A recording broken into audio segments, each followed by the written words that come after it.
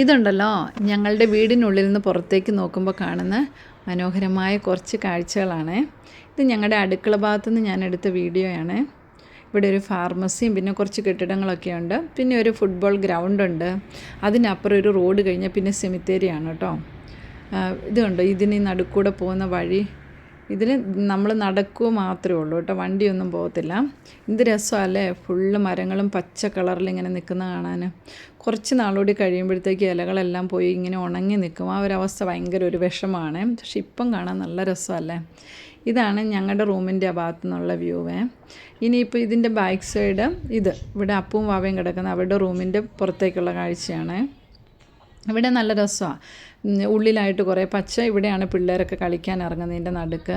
പിന്നെ ബാക്കി കെട്ടിടങ്ങൾ ഇങ്ങനെ നിറഞ്ഞു നിൽക്കുന്നു. പിന്നെ നമ്മുടെ പള്ളിയുണ്ട് ഇവിടെ തന്നെ. നമ്മുടെ പള്ളിയും കാണാൻ പറ്റും കേട്ടോ.